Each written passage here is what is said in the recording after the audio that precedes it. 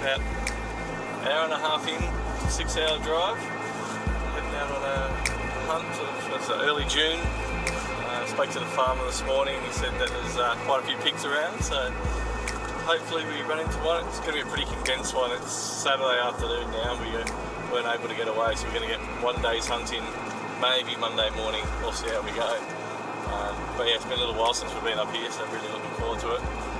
Got my young bloke along Dylan with us for the trip. It's his first time up here, so we'll show him what real mountains are like, and yeah, he can carry all the meat off the mountain for us if we're lucky.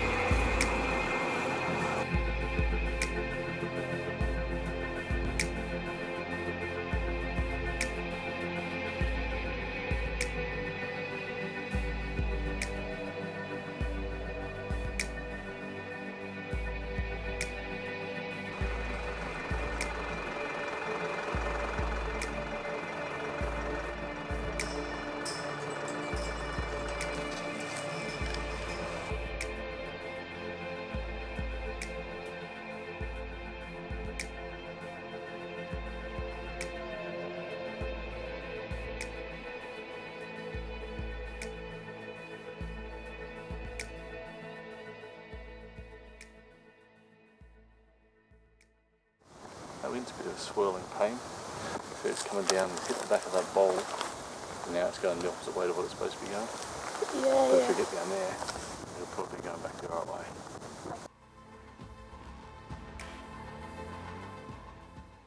As we head down to them, we're going to lose sight, so we need to pick ourselves a couple of landmarks. So they're near a dark tree, right? But we'll probably lose that as well. See, there's a big patch of brown dirt. So we know that in between that brown dirt and that tree. So when we get down there and lose sight, we'll be able to get our bearings again when we're back. So we'll know when to slow down and start checking the wind and get faster. Probably want to get down there reasonably quickly because pigs at this time of the morning are normally going somewhere. So see how the wind's blowing this way? Grass coming over. If we head straight down there, the wind will go to them. So we're going to have to head in front of them. We'll work our way down to the edge of where we can sort of see the clearing, and we'll glass back in to make a plan. The wind's probably swirling between now and then anyway, but at least we'll get ourselves in the right position. Also, when we last saw them, they were walking that direction as well. So pigs move faster than what you think. So if we went down here, you'd end up finding them way further down than what you expected.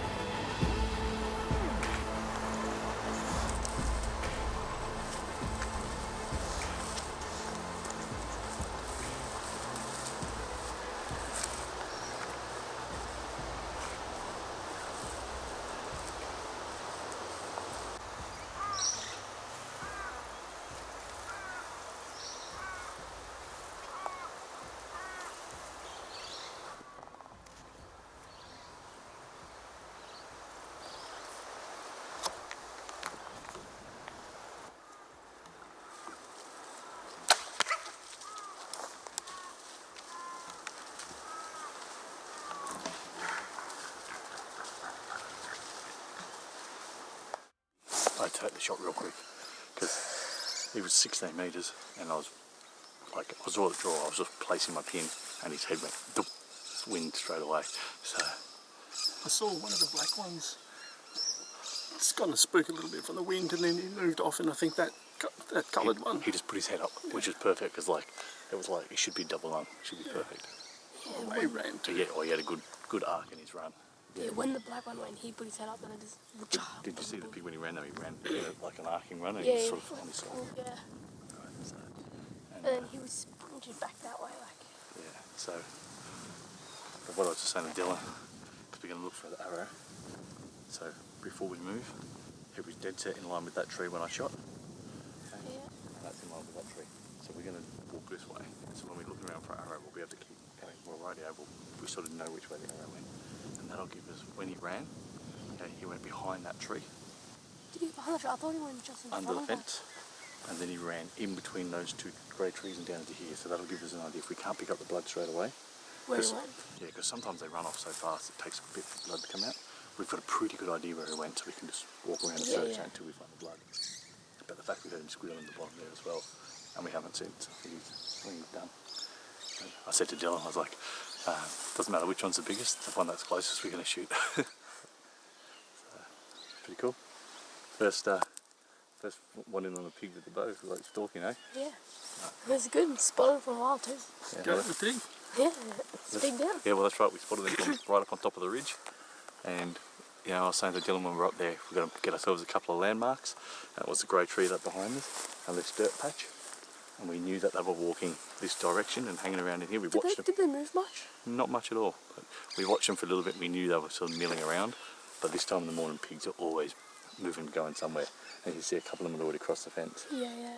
Yeah, so, but it was a good, the plan worked, right? We spotted them, we got our landmarks, we walked down, and what did I tell you, the wind was going the different direction. Yeah, and it changed, right? So it was going that way, the whole way up the side until we got down here, and it was going the complete opposite direction. It was sucking back around, up the bowl and going back that way. So it's a good job we came that bit further. Yeah. Right, Remember we spoke about how watch the grass where they are, Yeah. because that tells you what Yeah. the wind's doing here. Right? Yep. Remember that from last night.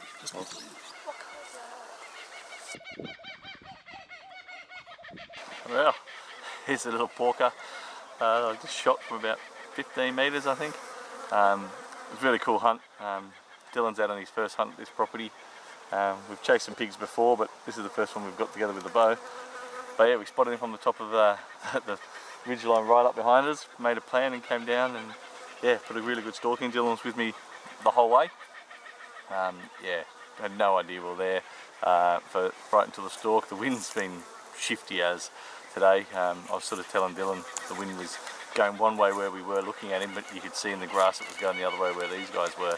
So yeah, we came down and did the job on him. He ran Couple meters. probably 30 metres and he's finished.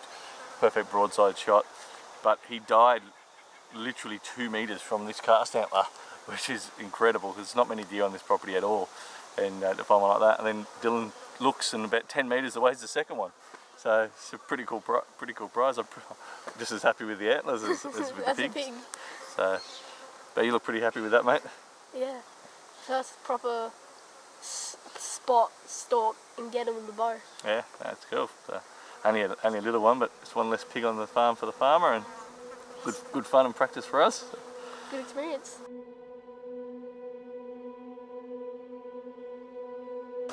We've just come up to the tops. We've had lunch down below and we've come up, and as we've been driving we've been glassing quite a few goats, and we've seen an incredible amount of goats, probably a couple of hundred goats. There's a billy just over here to my right who is making a bit of noise. There's a few nannies in season, so the boys are busy chasing the girls, and yeah, hopefully we can put a few more into the freezer.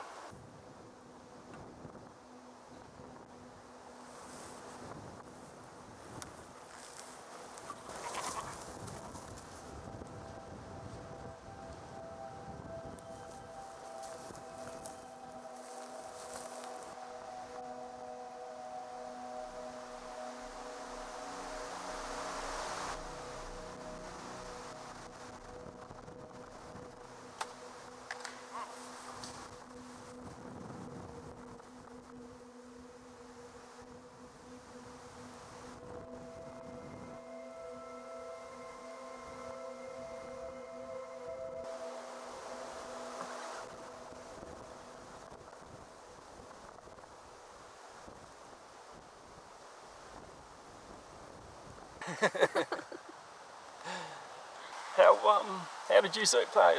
For me, it was like, it was good, you know. We drove into the tops. It was glassing, so it'd be a couple hundred, you'd have to say. Yeah. Goats. Yep. Be 200 at least. Yep. We saw this goat. It's hard opportunity to pass as he delivered broadside pretty much. Yeah. Took the shot. It was a good shot. 3 meters and he's on the ground. Yeah, I think he was about 37 metres from where I shot. But he only travelled literally 3 metres from after the shot, eh? Yeah, like where he got hit. Yeah, I wouldn't want to go any more tighter than that, but like the shot's kind of right there. Yeah, exited beautifully, and yeah, the way we like to have it happen. Yeah, it was good. Cool. Oh, let's go. Good job. Your dad's doing it, yeah. Thanks, bud. Cheers. Cheers. How, how did you see it play? For me, it was like, it was good, you know. We drove into the tops. It was glassing, so it'd be a couple hundred, you'd have to say. Yeah.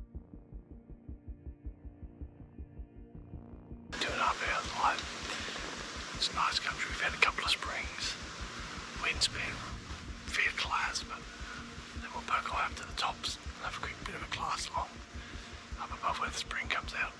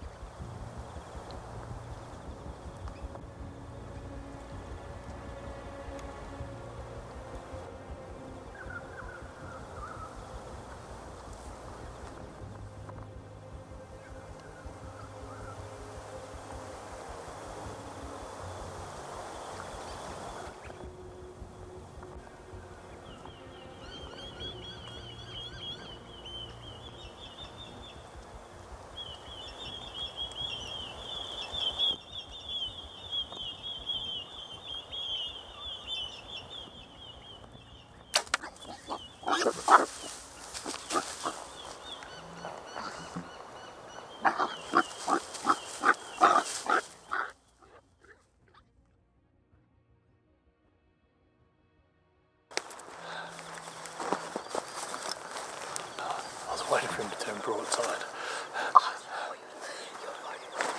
Yeah, he was too close for me to let down because he would have heard it. But he was facing on and I wanted him to go broadside. And it was just, under the shoulder. But I couldn't hold it any longer. 3 or 4 times it started to flinch me. So I put it right on the front of his shoulder and just punched straight through. So I knew that shot was going to kill him. But I wanted him to turn broadside so I could show you exactly what went there at that distance. But I couldn't hold it any longer. That was ages. Did you see me going? Oh, Scott, what are you doing? What is he doing? Great shot, mate. Good shot. Yeah, didn't go far. He took like 2 steps and just... Those other ones didn't go far. I thought they were going to walk straight into us. I was going to keep feeding into it. That was one of the better ones too. Yeah, I think it was the bigger one.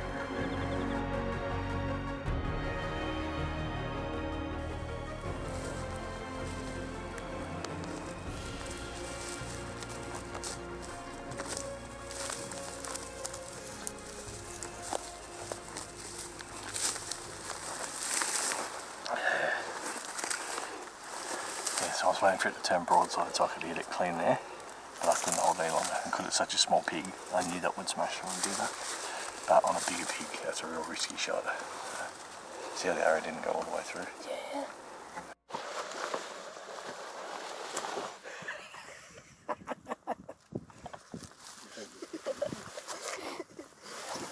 There's a big mound of grass there, mate. Sorry, I didn't tell you.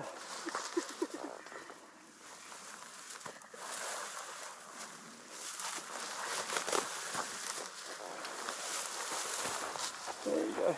Good. We're just walking, doing a bit of a loop back towards the car. Probably an hour of light left, and spotted 8 pigs. So put a stalking in the long grass and got this guy at about 10 metres, I guess.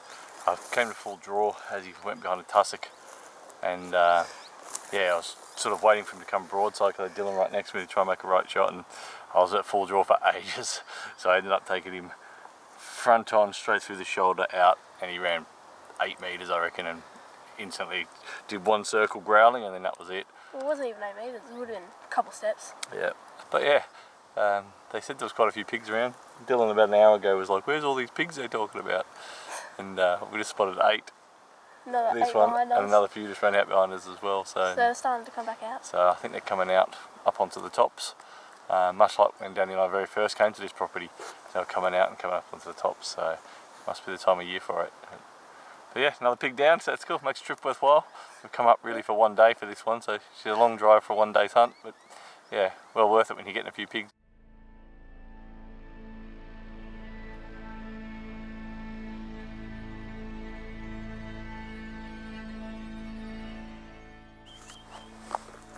Morning. We're it's our last day. It's been a very short trip. Our primary focus for this trip was to introduce Dylan to some first-hand experience in bow hunting. John's taken him out a couple of times in the past, but with limited results, whereas this trip's been really good. We've seen probably 200 goats yesterday and probably about 80 pigs in total for the day. We've got a couple of goats and a couple of pigs, John and I, so we had Dylan right next to us. Bit of young blood seeing how it's done, and yeah, he's been chatting full time about it, so obviously he's loving it, and hopefully we can continue that this morning.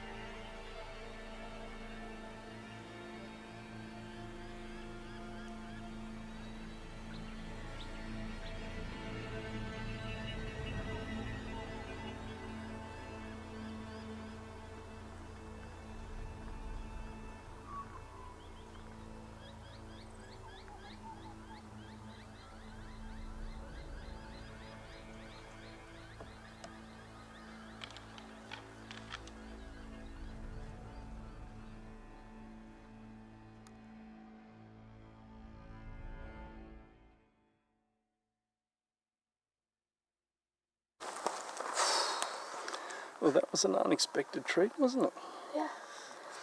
We were kind of just thinking that we'll only come across goats and pigs, but we've only just left the car, 5 minutes if that, and we came around the crest on this little track and noticed some fallow feeding on the track, sparring a little bit and whatnot, which is really great, and managed to get into 60, but then a wallaby down below us angled in towards a couple that were just feeding off the edge of the road here, and they spooked, and then they took the rest with them, and that's that. But got into 60, probably another 10 metres would have been nice, and perhaps would have had an opportunity, but still just seeing fellow sparring, it's pretty cool. So, what do you reckon?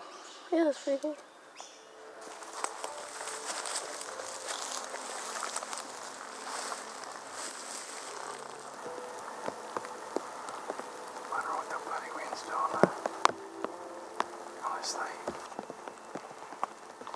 Oh, I can see the pig. He's a big ginger boar. Oh, yeah. Wait, we've just come up here, we're just having a breather, and three fellow, 2 bucks and a doe came charging through the bush and chasing each other and all the rest of it. It's early June and they're still showing rutting activity, chasing and all the rest of it, so that's really exciting. Anyway, as we're standing here working out what we're going to do, we heard a big squeal, and this a few minutes later, a nice ginger boar showed himself up the top of the hill, so we're going to duck off to the right of me where the wind's blowing it, and get the wind right, and we'll get up there and see if we can get a shot at this bloke.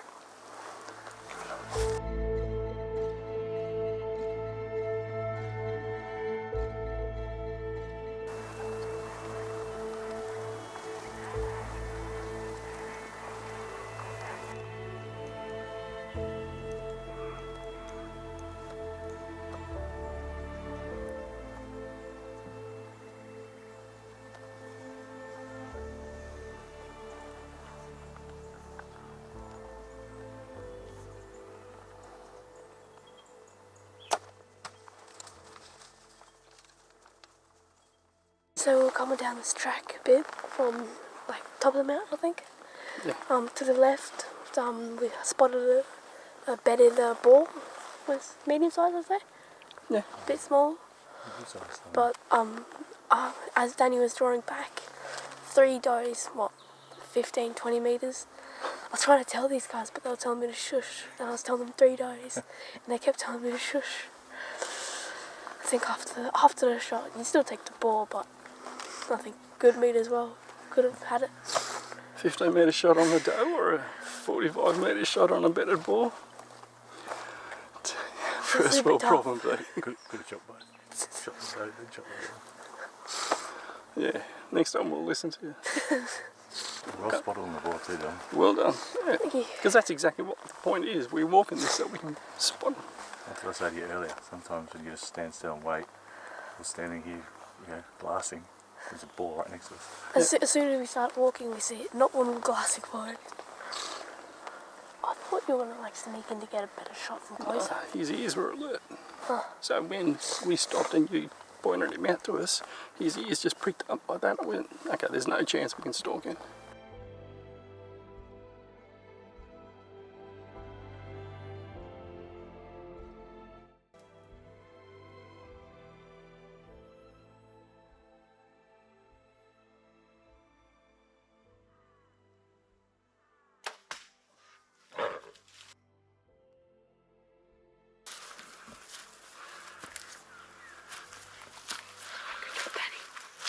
Well done, Dylan. That's your boar. You got me that pig, mate. Well spotted, mate. Well done. So Dylan spotted this boar when we were up on a track, a bit higher up, and he's the star of the moment. And yeah, he spotted him and got a shot away on him, but not a particularly good shot, a bit too far back.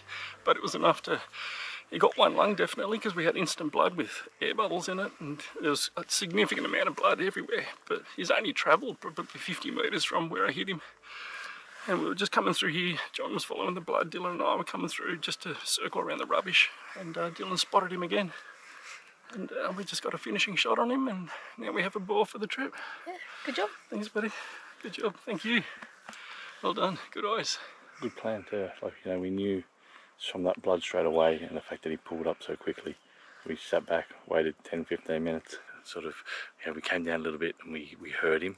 So we didn't want to push him, and we've come in 10-15 minutes later and there he is, as Danny said, 50 metres from where we shot him. So it's a good way to finish the trip off. It's literally, half hour till we're going to call the end of it. So got a pretty decent walk back to the car too, so you never know what we could run into. Look at all the mud on it. It's been wallowing, This morning we decided to come to a different spot, and we have a short hunt today because we're heading back home this morning, and we come across a whole bunch of fallow that we've not seen before, which was fantastic. And then we decided to climb up to the up a track a little bit further, up to another bench, and immediately came onto a real monster boar, and he had a whole bunch of sows with him, and there was a ginger boar that was hanging around, but he gave him the shove off, and we got a wind shift, and then that kind of blew that. But we decided the elevation was good, so we stuck with it, and we're heading back to camp. And we're following the track, and Dylan spotted this shape just bedded next to a tree. So he confirmed that it was a pig, and I put in a shot. It was a poor shot, it was a bit too far back, but it had certainly done a fair bit of damage onto one lung. There was immediate blood, air bubbles through it, and he didn't go very far, probably 30 metres initially. And when we started to follow him up, he probably went another 20 metres, and he had nothing left. So he presented a second shot, which I took and put it in the front shoulder, and just to finish him off. And here he is, and he's a typical mud encrusted mountain boar, and just a brilliant hunt. Dylan spotted him the second time when he was trying to get away, and gave me a 15-metre shot, and here he is. So a big thanks to you, mate. No, it's all you. You took the shot. I shot, but you found it, so good on you. I love the colour of him. He's got that real European boar about him, like he's got the black, but then he's got the light coloured tips on all the hairs, and he just looks really cool. He's got a bit of tusk there. He's only a youngish boar, but he's pretty chunky, and that's how they usually are up in the mountains. So I just love him where I am with a couple of good mates, and just loving it.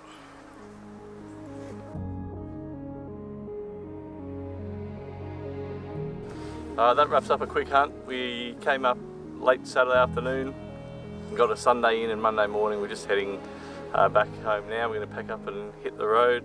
My phone's already started ringing for work, so can't take a break sometimes, but it was well worth it. Absolutely. I just want to say thanks to John for being able to make this trip, and the whole point of this trip was to bring Dylan along and expose him to bow hunting opportunities, right next to us as we're executing the shots, and get him to experience it for himself. And I think we managed to tick that box. Yeah. See much game, did we? Yeah, plenty. Especially yes, after the goats, there's tons and tons. So you enjoyed yourself? Yeah, thanks for bringing me, guys. No worries. This was good fun. Alright, we better pack up. Pack up and head home. Yeah, mate. Alright, bud. Thanks, man. Terrible, Dylan. I'm going to freaking do this and you try to handshake me.